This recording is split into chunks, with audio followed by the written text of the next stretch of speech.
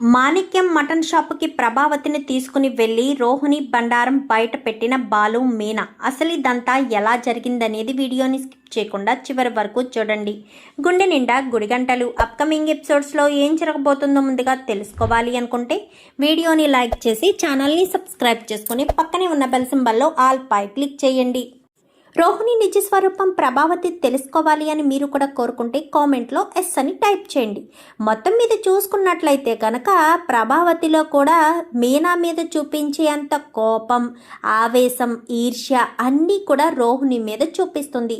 రోహిణి మాత్రం మా అత్తగారిని ఏదో రకంగా మాయ చేసి మభ్యపెట్టి మళ్ళీ నాతో నార్మల్గా మాట్లాడించుకోవాలని, ఇంట్లో వాళ్ళు ఎవరు చెప్పినా కానీ వినే స్థితిలో ప్రభావతి లేదు అని గ్రహించిన రోహిణి సరాసరి కామాక్షి దగ్గరికి వెళ్ళి కామాక్షిని అమ్మ అంటూ సెంటిమెంట్గా పిలిచి ఏదో 4 డైలాగులు రాసిచ్చి ప్రభావతిని మార్చమని కోరుతుంది. కోరేసరికి దానికి కామాక్షి కూడా అంగీకరించి నిన్ను అమ్మలా చూసుకుంటుంది అది ఇది అంటూ మాట్లాడడంతో ఇంకా మాటలకి ప్రభావతి ఆలోచన చేస్తుంది.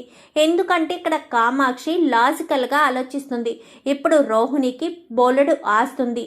ఇప్పుడు నీ కోడల్ని నువ్వు అలా పక్కన పెట్టావే అనుకో, తర్వాత రోహిణికి ఆస్తి ఖచ్చితంగా వస్తుంది. అప్పుడు మా అత్తగారు పలానా రోజున నన్ను ఎలా టార్చర్ చేశారు, నేను మా అత్తగారికి ఆస్తి ఎందుకు ఇవ్వాలి, మనోజ్ని తీసుకుని వెళ్ళిపోతే ఏ గొడవ ఉండదు కదా అని ఆలోచిస్తే అప్పుడు నీ పరిస్థితి ఏమవుతుంది అంటూ లాజికల్గా ఆలోచించి ప్రభావతి మనసును మార్చే ప్రయత్నం చేస్తుంది. ప్రభావతి నా కొడుకు నాకు దూరమై వెళ్ళడు అనగానే డబ్బుంటే ఎక్కడికైనా వెళ్తాడు నీ కొడుకు అంటూ కామాక్షి చెప్పిన మాటలకు ఆలోచన చేస్తూ ఇంటికి వస్తుంది. అప్పటికే మీనా సత్యానికి చెప్పడం మొదలు పెడుతుంది. రోహిణిని అత్తయ్య దూరం పెడుతున్నారు, మనోజ్తో మాట్లాడనివ్వట్లేదు, వాళ్ళిద్దరి మధ్య దూరం పెరుగుతుంది, మీరే కలగ చేసుకుని ఆ దూరాన్ని దగ్గర చెయ్యాలి అంటూ ఇంకా మీనా కలగ చేసుకుని మాట్లాడుతుంటే ప్రభావతి ఎప్పుడు మీనా మీద బురద చల్లడమే కదా, తను ఎంత మంచి చెప్పాలని చూసినా తను చెడే చెప్తుందని ప్రభావతి ఎప్పుడు విరుచుకుపడడం కామనే కదా. ఎప్పుడూలాగే ఈసారి కూడా మీనా మీద విరుచుకుపడడం కామన్గా జరుగుతుంది. నువ్వు నా భర్తకు నా మీద లేనిపోనివన్నీ చెప్తున్నావా, మనోజ్ని రోహిణిని నేనే విడదీస్తున్నానని చెప్తున్నావా అంటూ ఇంకా మీనా మీద విరుచుకుపడడంతో సత్యం తిడతాడు. అసలు నీకు బుద్ధుందా, ఎంతసేపు మీనా మీద పడి ఏడుస్తావేంటే, మీనా మన కుటుంబం గురించి మన కుటుంబ గౌరవం గురించి ఆలోచిస్తుందే తప్ప మన కుటుంబంలో గొడవలు జరగాలని కలహాలు జరగాలని, ముఖ్యంగా నువ్వు అలాంటి దానివి ఇలాంటి దానివి అని చెప్పి ఎప్పుడు మీనా నాకు తప్పుగా చెప్పలేదు. అర్థమవుతుందా? ఒళ్ళు దగ్గర పెట్టుకుని నోరు అదుపులో పెట్టుకుని మాట్లాడు ప్రభా. ఎదుటి మనిషి బాధపడుతుంది అనే ఇంగిత జ్ఞానం కూడా నీకు దేవుడు ఇవ్వలేదంటే నాకు ఇన్ని రోజులు నీలాంటి దాంతో నేను కలిసి ఉన్నానా అని నాకే అర్థం కావట్లేదు. చూడు ప్రభా, ఏది తెగే వరకు లాగొద్దు. రోహిణి తప్పు చేసింది, ఒప్పుకుంటాను. అట్ ది సేమ్ టైం నీ కొడుకు కూడా తప్పు చేశాడు కదా అంటూ సత్యం మనోజ్ని కూడా బ్లేమ్ చేసేసరికి ప్రభావతి ఆలోచనలో పడుతుంది. అటు కామాక్షి చెప్పింది నిజమే, రోహిణిని ఇలాగే దూరం పెడితే రేపన్న రోజుని ఇది మనసులో పెట్టుకుని రోహిణి వాళ్ళ నాన్న ఆస్తి ఇచ్చిన తర్వాత నన్ను పట్టించుకోకపోతే, మనోజ్ని నా నుంచి దూరంగా తీసుకువెళ్ళిపోతే అప్పుడు నా పరిస్థితి ఏంటి అని ఆలోచనలో పడుతుంది ప్రభావతి. అయితే ఇంకా అలా ఆలోచించిన ప్రభావతి ఏం మాట్లాడాలో ఏం చేయాలో అర్థం కాక సర్లే అని ఇంకా సైలెంట్ అయిపోతుంది. సైలెంట్ అయిపోయి ఇంకా అక్కడి నుంచి కాస్త ఇంకా తన పని తాను చేసుకుంటూ రోహిణి ఎప్పుడొస్తుంది మీనా అనగానే నాకేం తెలుసు అత్తయ్య, రోహిణి ఎప్పుడొస్తుందో, తను పార్లర్కి వెళ్ళింది కదా, వచ్చేసరికి సాయంత్రం కావచ్చు అని చెప్పి మీనా అంటుంది. మీనా అనేసరికి సరే అని ఇంకా ప్రభావతి రోహిణి గురించి వెయిట్ చేస్తూ ఉంటుంది. వెయిట్ చేస్తూ ఉండడంతో విద్య ఫోన్ చేస్తుంది రోహిణికి. ఏంటే ఈరోజు నేను పార్లర్కి రావడం లేదు అనగానే నువ్వు పార్లర్కి వస్తావు అని నా మనసులో బాధను చెప్పుకుందామా అనుకున్నాను, ఇంకా రాలేదేంటా అని ఎదురు చూస్తున్నాను అనగానే లేదే, ఊరి నుంచి అమ్మ వచ్చింది, అందుకే ఇంక ఈవేళ నేను ఇంటి దగ్గర రూమ్లో ఉండిపోయాను, అమ్మని హాస్పిటల్కి తీసుకువెళ్ళాలని చెప్పారు, అందుకోసమనే ఉన్నాను అనేసరికి అవునా సర్లే అయితే అని చెప్పి ఇంకా రోహిణి విద్య కాస్త ఫోన్ పెట్టేసేసరికి ఇంకా అప్పుడే మాణిక్యం ఫోన్ చేస్తాడు. హలో రోహిణి అనగానే ఏంటి ఎందుకు ఫోన్ చేసావు అనగానే అది కాదు రోహిణి, నాకు అర్జెంటుగా డబ్బులు కావాలి, తర్వాత నేను రిటర్న్ ఇచ్చేస్తాను, ప్రజెంట్ నా దగ్గర లేవు, ఇప్పుడు నాకు నువ్వు తప్ప ఎవరు దిక్కులేరు, దయచేసి అర్జెంటుగా ఒక 50,000 రూపాయలు కావాలి అనేసరికి 50,000 నా దగ్గర లేవు అనగానే నీకు నేను ఎంతో హెల్ప్ చేశాను కదా రోహిణి, నువ్వు ఇలా అనడం భావ్యమా అని చెప్పనేసరికి లేవు, నిజంగా నా దగ్గర డబ్బులు లేవు, ఉంటే ఖచ్చితంగా ఇచ్చేదాన్ని అని ఫోన్ పెట్టేస్తుంది. నిజంగానే రోహిణి దగ్గర లేవేమో, లేక ఉండి లేవని చెప్తుందేమో, సర్లే మనం హెల్ప్ చేస్తాం కానీ మనకెవరూ హెల్ప్ చేయరని నాకు బాగా తెలుసులే అని ఇంకా మాణిక్యం మటన్ కొట్టుకుంటూ ఉంటాడు. బాలు అప్పుడే పక్క గల్లీలో ఎవరినో పికప్ ఉంటే ఆ మటన్ షాప్ ఎదురుగుండా కార్ ఆపి అలా అంటే కారులోనే కూర్చుని చూస్తూ ఉంటాడు. ఈ లోపు వాళ్ళకి ఫోన్ చేయడంతో వస్తున్నాను, రోడ్డు మీదే వెయిట్ చేయాలి కానీ ఓకే సార్ అని రోడ్డు మీద వెయిట్ చేస్తూ ఇలాగా సైడ్కి ఇలా చూసేసరికి మటన్ కొట్టుకుంటూ మటన్ షాప్లో కనిపిస్తూ ఉంటాడు. ఒక్కసారిగా చూసి షాక్ అయిపోతాడు. ఇదేంటి ఈయన ఎక్కడున్నాడు, పైగా మటన్ కొడుతున్నాడు, ఈయనది నిజంగా మటన్ వ్యాపారమేనా, అంటే మలేషియా అని చెప్పిందంతా కూడా అబద్ధమేనన్నమాట అని చెప్పి ఇంకా మాట్లాడుతూ ఉండగానే అటుగా వెళ్తూ చోటు అంటే ఇంతకుముందు ఒకసారి బాలు కారు ప్రమాదంలో అంటే ఆ కుర్రోడు కారు కింద పడబోతూ ఉంటే బాలు కాపాడతాడు. వాడు చూసుకోకుండా రోడ్డు మీదకి వచ్చేయడంతో కాపాడతాడు. పెద్దవాడే కనబడేసరికి హలో అన్న బాగున్నావా అనగానే చోటు బాగున్నావా అని చెప్పాను కానీ బాగున్నానన్నా, ఇప్పుడైనా రోడ్డు చూసుకుని నడుస్తున్నావా అనగానే చూసుకునే నడుస్తున్నానన్నా అని ఇంకా మాణిక్యం వంక అటు ఇటు చూస్తూ ఉంటాడు. ఏంటన్నా ఈ ఏరియాకి వచ్చావు అనగానే ఒక పికప్ ఉంటేను లోపల నుంచి రావాలి అంట, లోపలికి కారు వెళ్ళదు కదా అందుకనే ఇక్కడ వెయిట్ చేస్తున్నాను అనేసరికి మళ్ళీ మాణిక్యం వంక చూస్తాడు.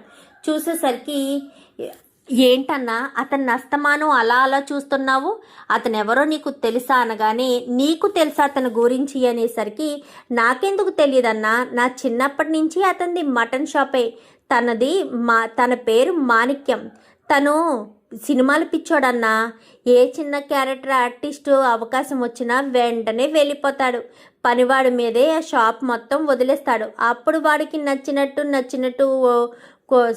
అవన్నీ తీసుకోవడం, ఎంతో కొంత నొక్కేసి మందేయడం అదంతా కామనేలే అన్న, అవన్నీ తెలిసినా కానీ పెద్దగా పట్టించుకోడు అని చెప్పనేసరికి అంటే జూనియర్ ఆర్టిస్టా, అంటే ఏమన్నా ఉంటే పెద్దవి నటిస్తాడా అనగానే నటిస్తాడన్నా, మాట్లాడాలా అనగానే లేదురా చోటు, సరే కాలేజీకి వెళ్తున్నావు అనగానే వెళ్తున్నానన్నా, ఇప్పుడు హాలిడేస్ కదా నెక్స్ట్ ఇయర్ కూడా చదవాలన్నా అనగానే సరే మంచిగా చదువుకో అని చెప్పి ఇంకా కానీ అలా నిలబడేసరికి వెళ్దామా అని చెప్పి ఈలోపు క్యాబ్లో బుక్ చేసుకున్న వాళ్ళు వచ్చేసేసరికి ఓకే సార్ అని ఇంకా అందరూ అక్కడి నుంచి వచ్చింది నలుగురు ఎంతమంది వస్తారో అందరూ బయలుదేరేసరికి బాలు మనసులో ఇదే ఆలోచన ఉండిపోతుంది. మటన్ షాపు మస్తాన్ అన్నమాట, అంటే మండపేట వచ్చాడు, ఎక్కడి నుంచో వచ్చినట్టుగా మాట్లాడాడు, రోహిణి కూడా సపోర్ట్ చేస్తుంది, రోహిణి కూడా చాలా బాగా కవర్ చేస్తుంది అని ఇంకా అలా ఆలోచించుకుంటూ ఇంకా మొత్తానికైతే వాళ్ళు చేరుకోవాల్సిన గమ్యానికి చేరుకుంటారు. చాలా తొందరగా తీసుకొచ్చావయ్యా అని చెప్పనేసరికి ఏమీ లేదు సార్ అని చెప్పాను కానీ అయినా నువ్వేదో ఆలోచనలో ఉన్నట్టున్నావు, అయినా సరే ఎక్కడా మిస్ కాకుండా బాగానే తీసుకొచ్చావే అనేసరికి నాకు బాగా అలవాటు ఉంది సార్, నేను ఇప్పుడుకొచ్చి ఏ ప్రాబ్లం రాలేదు, నా కారులో ఎక్కిన వాళ్ళకు కూడా ప్రాబ్లం రానివ్వలేదు అనేసరికి మంచిదే బాబు, సరే ఇదిగో డబ్బులు తీసుకో అని డబ్బులు కాస్త ఇచ్చేసి వెళ్ళిపోతాడు. వెళ్ళిపోయిన తర్వాత ప్రభావతికి ఈ విషయం అర్జెంటుగా చెప్పాలి అన్న ఉద్దేశంతో బాలు వెంటనే గబగబా ఇంటికి వెళ్తాడు. అప్పటికే సత్యం ఇంట్లో ఉండడు. మీనా ఇంట్లో ఉండదు. రోహిణి కోసం ప్రభావతి ఇంట్లో వెయిట్ చేస్తూ ఉంటుంది. వెయిట్ చేస్తూ ఉండేసరికి ఇంటికి వస్తాడు. ప్రభావతి క్షమించేద్దాము రోహిణితో మాట్లాడదామని ఫిక్స్ అయి కూర్చుని ఉంటుంది.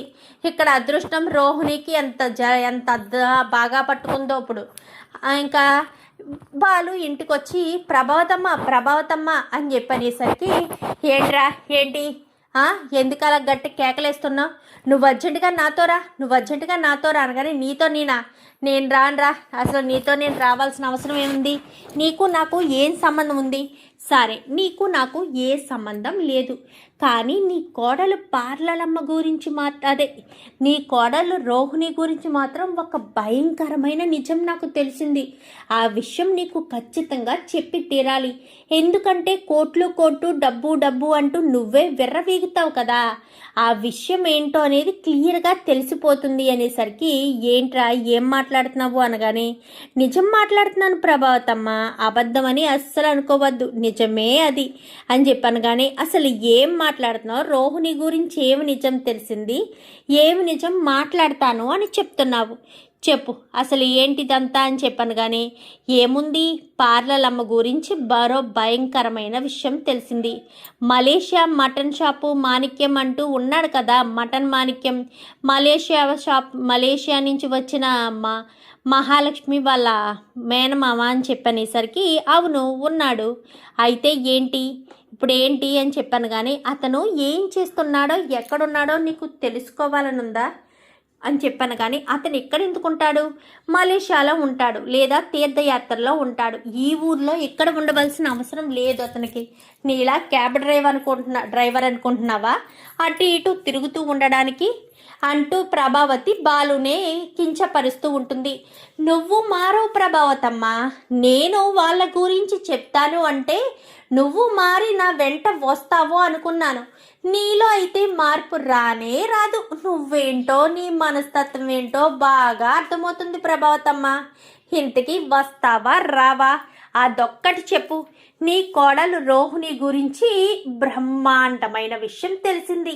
ఈ దెబ్బతో విషయాలన్నీ బయటకు వస్తాయని, ఇంకా ఏదైనా మిస్టరీ ఉంటే ఇంకా దాగి ఉంటుందని క్లియర్ కట్గా తెలుస్తుంది అని చెప్పనేసరికి ఏంట్రా ఏం వాగుతున్నావు అనగానే మాట్లాడకుండా నాతో రా అని చెప్పి ప్రభావతిని చేపట్టుకుని వచ్చి కారులో కూర్చోపెడతాడు. తలుపు వెయ్యలేదురా అనగానే నేను వేస్తాలే వెయిట్ చేయి అని గబగబా లోపలికి వెళ్ళి డోర్ క్లోజ్ చేసుకుని వస్తాడు. ఇంతకీ ఎక్కడికి తీసుకెళ్తున్నావు, ఎక్కడికి తీసుకెళ్ళి ఏడిపిస్తావు నన్ను అనగానే నువ్వు ఏడుస్తావో నవ్వుతావో ఎదటోల్ని ఏడిపిస్తావో నీ ఇష్టం, అదైతే నాకు సంబంధం లేదు. నేను మాత్రం నీకు నిజాన్ని చెప్పాలి, లేదు చూపించాలి అంటూ ఇంకా బాలు కాస్త ప్రభావతిని తీసుకుని వెళ్తాడు. తీసుకుని వెళ్ళేసరికి అవును నీకు మటన్ అంటే బాగా ఇష్టం కదా, మటను ములక్కాడ కలిసి వండితే నువ్వు బాగా తింటావు కదా అని. కానీ ఇప్పుడు మటన్ గోలు ఎందుకురా, మటన్ ఎందుకు ఇప్పుడు మటన్ కోసం తీసుకువెళ్తున్నావా? అవును ప్రభావతమ్మ, మటన్ కొనిపెద్దామని తీసుకెళ్తున్నా. నీకు మటన్ కావాలి కదా, మటన్ షాప్కి వెళ్ళి మటన్ కొనుక్కు తెచ్చుకోవచ్చు అని. బాలు అయితే బయలుదేరతాడు. వీడికి ఏదో పిచ్చి పట్టినట్టుంది, పిచ్చగా వాగుతున్నాడు. ఎక్కడికో తీసుకెళ్తానంటాడు, మటన్ షాప్కి అంటాడు. ఏంటో వీడి మనస్తత్వం ఏంటో ఏమీ అర్థం కావట్లేదు అని ప్రభావతి కాస్త మెల్లకి కూర్చుంటుంది, అంటే సైలెంట్గా ఉంటుంది. ఈలోపు ఆ బస్తీలోకి, అంటే ఏ బస్తీలో అయితే మటన్ అమ్ముతున్నారో ఆ ఏరియాలోకి ఎంటర్ అవుతాడు. ప్రభావతమ్మ దిగు అనేసరికి దిగుతుంది. ఇక్కడికి తీసుకొచ్చావా ఈ మటన్ షాపులు, చికెన్ షాపులు, ఈ స్మెల్లే పడదు నాకు అనగానే ఏ స్మెల్ పడదు, వండితే తింటావు కదా, మీనా వండితే 2 పూట్లా తింటావు కదా అంటూ మాట్లాడేసరికి ఇప్పుడు నా తిండి గొడవ ఎందుకురా, నా తిండి గొడవ ఎందుకు, ఇక్కడ రోడ్డు మీద నా తిండి గొడవ అవసరమా? సర్లే పద అని ఇంకా లోపలికి తీసుకొస్తాడు. సరాసరి షాప్ దగ్గరికి తీసుకొస్తాడు. ఆడు బొర్ర ఉంచుకుని మటన్ కొట్టుకుంటూ ఉంటాడు. కొట్టుకుండేసరికి హలో మటన్ మస్తాన్ అని చెప్పాను. కానీ చెప్పండి ఏం కావాలి, అది కావాలా, ఇది కావాలా, ఇది కావాలా, అది కావాలా, తలకాయ తోక పొట్ట ఏం కావాలి చెప్పండి అంటూ బొర్రెత్తేసరికి ఒక్కసారిగా ఇద్దరిని చూసి షాక్ అయిపోతారు. ప్రభావతమ్మ నీ మలేషియా బావగారు, మటన్ షాపు మాణిక్యం గారు ఇక్కడ, ఈయన మలేషియాలో ఉంటాడు అని చెప్పిందంతా అబద్ధమే. ఈంది ఇక్కడే కొన్ని సంవత్సరాలుగా కొన్నాళ్ళ వీళ్ళ కుల వృత్తి అయినా ఈ మటన్ షాప్ని చూసుకుంటూ ఉంటానంట. మలేషియా ఇదంతా కూడా అబద్ధమేనంట. ఇప్పుడు మాట్లాడు. ఇందాకడ వరకు ప్రశ్నల వర్షం కురిపించావు కదా, ఇప్పుడు ఏదైనా సమాధానం కనుక్కో, ఇప్పుడు ఏదైనా అడిగి చూసుకో అని చెప్పనేసరికి నీ పేరేంటి అనగానే నా పేరు అనేసరికి అది వేరే పేరేదో చెప్తాడు. చెప్పడంతో బాలు చెంప పగలగొడతాడు. చెప్తాను బాలు చెప్తాను అని చెప్పి పక్కకు రా అని మటన్ మాంక్యాన్ని తీసుకుని మిగిలిన ఇద్దరు పక్కకు వస్తారు. ముగ్గురు కూడా నిలబడి ఉంటారు. చెప్పరా ఏంటిదంతా, అసలు నువ్వు రోహిణికి మామయ్య అంటూ మలేషియా నుంచి వచ్చానంటూ చెప్పడం ఏంటి? నీది మటన్ షాప్ అయినప్పుడు నువ్వు అమెరికాలో కొత్త బిజినెస్ స్టార్ట్ చేస్తున్నావు అంటూ చెప్పడం దేనికి? చెప్పు, ఎందుకు ఇన్ని అబద్ధాలు ఆడారు? నువ్వు రోహిణి కలిసి నన్ను ఏం చేద్దామనుకున్నారు? ఎందుకు ఇన్ని అబద్ధాలు ఆడి నన్ను వేరు చేశారు? చెప్పు అంటూ మాట్లాడేసరికి అబద్ధాలు ఏంటి అనగానే మరి అబద్ధాలు కాదా? రోహిణి కోటీశ్వరాలు అని చెప్పింది నిజమా అబద్ధమా?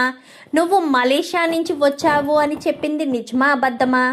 నాకు తెలిసి ఖచ్చితంగా అది అబద్ధమే అయ్యుంటుంది. రోహిణి మలేషియా నుంచి వచ్చిందనేది శుద్ధ అబద్ధం ప్రభావతమ్మా. ఇతను ఇక్కడే ఉన్నాడు అంటే వీళ్ళ మామయ్య ఇక్కడే ఉన్నాడంటే అన్నీ ఇక్కడే దొరికినప్పుడు మలేషియాలో ఏమీ కొనేది లేదు. మలేషియాలో ఏమీ కాదు. అసలు తను మలేషియాలో ఉందో లేదో కూడా తెలీదు అనేసరికి ఇప్పుడే నీకు నిజం రాబడతానని ఆ చెంప ఈ చెంప వాయి కొడతాడు. ఇంకా మాణిక్యాన్ని కొట్టేసరికి చెప్తాను రోహిణి విద్య కలిసి ఒకరోజు నా దగ్గరికి వచ్చారు. రాజమౌళి గారు తీస్తున్న మహేష్ బాబు సినిమాలో ఒక క్యారెక్టర్ ఆర్టిస్టుగా అవకాశం ఉంది, కానీ దానికంటే ముందు ఒక చోట రిహార్సల్స్ చేయాలి. మలేషియా మామయ్య అంటూ ఒక కొత్త క్యారెక్టరు అంటూ నాకు చెప్పారు. నేను నిజంగానే సినిమాలో యాక్షన్ చేయడమేనేమో అనుకుని ఆ ఇంటికి వచ్చాను. ఆ ఇంటికి వచ్చాక నేను చేయాల్సిన పెర్ఫార్మెన్స్ మొత్తం చేసిన తర్వాత మళ్ళీ మీరంతా ఒక్కొక్కరు అలా కలిశారు. కలవడంతో అసలు విషయం నాకు అర్థమైంది. నేను అక్కడ నటించలేదు, జీవించానని. మీరంతా క్యారెక్టర్లు కాదు, మీరు నిజమైన రిలేషన్లోనే ఉన్నారు అని, వాళ్ళు నిజమైన రోహిణి రిలేటివ్సే అన్న విషయం తెలుసుకుని రోహిణిని నిలదీసేసరికి రోహిణి ఏమీ చెప్పలేదు. ఆడపిల్ల సిగ్గు విడిచి అడుగుతుంది, ఇది చెయ్యండి, నన్ను ఇబ్బంది పెట్టొద్దు, నన్ను ఇబ్బంది పాలు చెయ్యొద్దు, మలేషియా మామయ్య అంటూ ఈ క్యారెక్టర్ని కొనసాగించండి, ఎప్పుడోకప్పుడు ఏదో రకంగా నిజాన్ని బయట పెడతాను అనేసరికి నేను చాలా రకాలుగా ప్రయత్నాలు చేశాను. ఎన్నిసార్లు మీకు దొరికిపోయినా ఏదొకటి చెప్పుకుంటూ ఏదొకటి మేనేజ్ చేసుకుంటూ ఇంతవరకు వచ్చాను. కానీ ఈరోజు రెడ్ హ్యాండెడ్గా దొరికిపోయాను. అవును, నా పేరు మాణిక్యమే, నాది మటన్ షాపే, నేను జూనియర్ ఆర్టిస్ట్ని. రోహిణికి నాకు చూసేంత వరకు ఏ సంబంధం లేదు, ఇప్పటి కూడా ఏ రిలేషన్ లేదు, అది గుర్తుపెట్టుకోండి అంటూ మాట్లాడేసరికి ఒక్కసారిగా ప్రభావతికి కళ్ళు తెరుచుకుంటాయి. ఏంట్రా బాలు, మలేషియా మామయ్య అనేది అబద్ధమా? మరి మలేషియా మామయ్య అనేది అబద్ధం అంటే మలేషియాని అబద్ధం అంటావా? వాళ్ళ నాన్న జైల్లో ఉన్నాడు అంటూ చెప్పింది కూడా అబద్ధమే అంటావా? ఏమో, నాకేమీ అర్థం కావట్లేదు, ఏది నిజమో ఏది అబద్ధమో. చూడండి, పాపం రోహిణి ఏ పరిస్థితిలో అలా నా చేత చెప్పించిందో అయితే తెలీదు, కానీ తనకు మాత్రం ఇబ్బంది కలగనివ్వకండి. ఇదిగో ఇది నా తరపున రోహిణికి అంటూ ఇంకా అక్కడిది ఫుడ్ అది పార్సిల్ చేసి ఇంకా ప్రభావతి చేతికి ఇస్తాడు. ఇచ్చిన తర్వాత ప్రభావతి వెళ్ళేటప్పుడు ఎంత ఎక్సైట్మెంట్కి వెళ్ళిందో వచ్చేటప్పుడు అంత కోపంగా తిరిగి వస్తూ ఉంటుంది అంటూ మొత్తం విషయాలన్నీ కూడా మాణిక్యం బయట పెట్టేయడంతో ఇంకా ప్రభావతికి చాలా కోపం వస్తుంది. ఇంకా ఇంటికి వచ్చేసేసరికి ఇంకా రోహిణి ఇంటి దగ్గరే ఉంటుంది. ప్రభావతి రావడంతో చెంప చెల్లుమనిపిస్తుంది. వీళ్ళు వస్తూ మాణిక్యాన్ని కారులో వేసుకుని ఇంటికి వచ్చేస్తారు. రోహిణి చెంప చెల్లుమనిపించేసరికి నేనేం చేశాను అత్తయ్య, ఇంకా నా మీద కోపం పోలేదా అనగానే కోపం పోయేదేనే, ఖచ్చితంగా కోపం పోయేది. నీ మీద ఉన్న కోపాన్ని తగ్గించుకోవచ్చు, నీతో ఎప్పట్లాగే మాట్లాడదాం అనుకున్నా. కానీ నువ్వు ఇక్కడ చేసిన మరొక తప్పు నా కళ్ళ ముందుకు వచ్చింది. మీ మావయ్య ఎక్కడున్నాడు ఇప్పుడు అని చెప్పనగానే, మా మావయ్య మలేషియాలోనే ఉన్నాడు అత్తయ్య అని చెప్పనేసరికి, ఓహో మలేషియాలో ఉన్నాడా, ఒరే బాలు వాళ్ళ మావయ్యని తీసుకురారా అని చెప్పాను. కానీ మటన్ షాప్ కొట్టుకునేవాడు ఏ రేంజ్లో ఎలా డ్రెస్సింగ్లో ఉంటాడో అలాగే తీసుకొచ్చేసి ఇదిగో మలేషియా నుంచి నేరుగా మటన్ షాప్లోకి ఎంట్రీ ఇచ్చాడు. మటన్ షాప్లో మటన్ కొట్టుకుంటూ ఉండగా మా కళ్ళల్లో పడ్డాడు అంటూ మాట్లాడేసరికి ఒక్కసారిగా రోహిణికి విషయం మొత్తం క్లారిటీ వచ్చేస్తుంది. మలేషియా మావయ్య చెప్పింది అబద్ధమని, అతను ఒక మటన్ షాప్ కొట్టుకునేవాడని, వాడి ద్వారా నా గురించి ఏం నిజాలు తెలిసాయి, నేను వాడి మేనకోడల్ని కాదు అన్నది ఒక్కటే తెలుస్తుంది. మలేషియా అంటూ ఏమీ తెలీదు. ఇప్పుడు నేను ఏదో ఒకటి మేనేజ్ చెయ్యాలి, లేదంటే ఇది ఇంకా ఇలానే ఉండిపోతుంది అని రోహిణి కాస్త అనుకుంటుంది. ఏంటి రోహిణి, ఏం మాట్లాడవేంటి? మలేషియాలో మామయ్య మలేషియాలోనే ఉంటాడు అని చెప్పావు కదా, మరి మీ మామయ్య మలేషియాలో లేకుండా మటన్ షాప్లో ఏం చేస్తున్నాడు? మటన్ కొట్టుకుంటున్నాడా? మలేషియా షాప్లో వర్క్ ఏమీ లేదని అని చెప్పి ప్రభావతి వెటకారంగా మాట్లాడినట్టుగా మాట్లాడేసరికి, అది కాదత్తయ్య అని చెప్పాను. కానీ ఇంకేం చెప్తావే, ఇంకేం మోసం చేస్తావు? ఇంకా మోసం చేయడానికి ఇంకేమీ లేదా? నువ్వు నన్ను ప్రతి క్షణం మోసం చేస్తూనే ఉన్నావే. నా కొడుకుని మాయ చేసి ఫర్నిచర్ షాపు పెట్టావు, ఆ డబ్బులు మీ నాన్న ఇచ్చాడని చెప్పావు. ఇప్పుడేమో మటన్ షాపు మాణిక్యాన్ని తీసుకొచ్చి మా సొంత మేనమామ అంటూ ఏదో కలరింగ్ ఇచ్చావు. ఇదంతా కాదని ఇప్పుడు మరి అబద్ధాలు మోసాలు చేసి ఇప్పటికింకా నమ్మించాలని ప్రయత్నాలు చేస్తున్నావు. నిన్ను అసలు ఏమనాలే? నిన్ను ఏమంటే కోపం పోతుంది, నిన్ను ఏమంటే నాకు ప్రశాంతంగా ఉంటుందో నాకు అర్థం కావట్లేదు. సర్లే, ఆ తప్పు చేసింది కదా అని క్షమిద్దామని కూర్చున్న నాకు ఈ విషయం తెలియడంతో గుండె ఆగినంత పని అయ్యింది. మలేషియా మామయ్యే లేడా, లేక మలేషియాలోనే ఎవరూ లేరా, ఏమీ తెలియట్లేదు అని చెప్పి ఇంకా ప్రభావతి అనేసరికి, అది కాదత్తయ్య అనగానే, చూడు రోహిణి, నాకు నిజం తెలియాలి. నువ్వు ఎందుకు మలేషియా మామయ్య అంటూ చెప్పావో నాకు తెలియాలి. అదే కాదు, అసలు నువ్వు మలేషియా గురించి ఎత్తిన ప్రతిసారి డబ్బులు లేవు అని ఎందుకు చెప్తున్నావో తెలియాలి.